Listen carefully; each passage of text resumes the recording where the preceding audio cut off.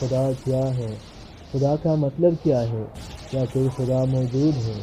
اگر کوئی خدا موجود ہے تو کون ہے اور کہاں ہے؟ اعوذ باللہ من الشیطان الرجیم، بسم اللہ الرحمن الرحیم۔ دوستو، اس ویڈیو میں یہ جانیں گے کہ خدا کیا ہے، خدا کا مطلب کیا ہے، کیا کوئی خدا موجود ہے؟ اگر کوئی خدا موجود ہے تو کون ہے اور کہاں ہے؟ لفظ خدا کیا ہے اور لفظ خدا کا مطلب کیا ہے؟ خدا اس ذات کو کہتے ہیں جو ہر شے پر قدرت رکھتا ہو اور وہ بے نیاز ہو اور اس کی عبادت کی جاتی ہے۔ دنیا کی تمام مذاہب کے لوگ اس بات پر یقین رکھتے ہیں کہ وہ کسی نہ کسی خدا نے پیدا کیا ہے اور وہ خدا ہر چیز پر قدرت رکھتا ہے اور اس کی عبادت بھی کرتے ہیں۔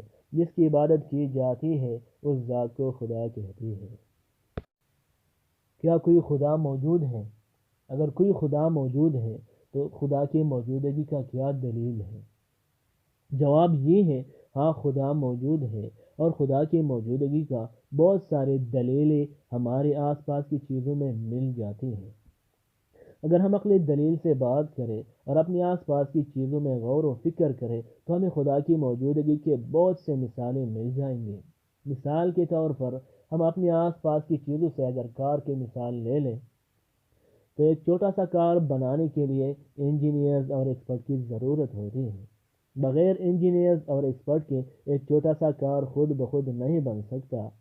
اس طرح یہ دنیا اور اس دنیا کی چیزیں خود بخود وجود میں نہیں آئے ہیں، بلکہ اس کا بنانے والا کوئی نہ کوئی ہے اور اس دنیا کے نظام کو چلانے والا کوئی نہ کوئی خفیہ طاقت ہے جو اس نظام کو چلا رہا ہے، اور وہ چلانے والا خدا ہی ہے جو اس دنیا کے اس نظام کو چلا رہا ہے۔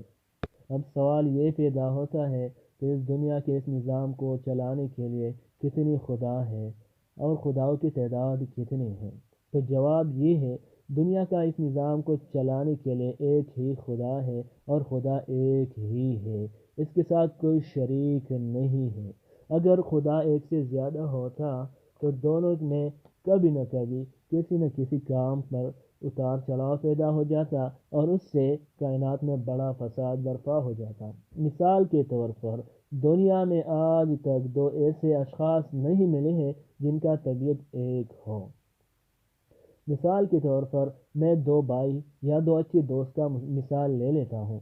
دو بھائی اور دو دوستوں کے درمیان کبھی نہ کبھی کسی نہ کسی بات پر تکرار ناراضگی ضرور ہو جاتی ہے جو بڑی فساد کی وجہ بن جاتی ہے۔ اگر خدا ایک سے زیادہ ہوتے تو کائنات میں بڑا فساد برپا ہو جاتا، وہ اس لیے کہ ایک خدا نے کسی جگہ پر کوئی کام کرنا ہوتا اور اگر دوسرے نے وہ کام نہ کرنا ہوتا تو دونوں کے درمیان اتار چڑھاؤ پیدا ہو جاتا۔ مثال کے طور پر اگر کسی ایک خدا نے کسی جگہ پر اگر بارش برسانا ہوتا اور دوسرے نے اس جگہ پر بارش نہ برسانا ہوتا تو دونوں کے درمیان اتار چڑھاؤ پیدا ہو جاتا اور کائنات میں بڑا فساد برپا ہو جاتا۔ اس لیے خدا ایک ہی ہے، جب بھی چاہے، جہاں چاہے، جیسے چاہے اپنے مرضی سے کام کرتا ہے۔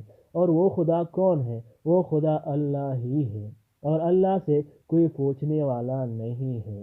سارے انبیاء کرام علیہ السلام نے اپنی امت کو اس بات کی خبر دی کہ اللہ ہر چیز کا خالق و مالک ہے، وہ ازل سے ہے اور ہمیشہ تک رہے گا، وہ اپنی ذات و صفات کے ساتھ قدیم ہے جس پر کبھی نہ فنا طاری ہوئی تھی اور نہ ہوگی۔ اللہ وہ معبودی برحق ہے جس کے علاوہ کوئی عبادت کے لائق نہیں۔ لفظ اللہ عربی زبان کا لفظ ہے اور اس کا مطلب ہے حقیقی معبود، جو تمام مخلوق پر عبادت و بندگی کا حق رکھتا ہو۔ یہ سچے رب کا اسم ذات یا ذاتی نام ہے جو سب ناموں میں بڑا اور جامع ہے۔ کوئی اور ذات اس نام سے منسوب و موسوم نہیں ہے۔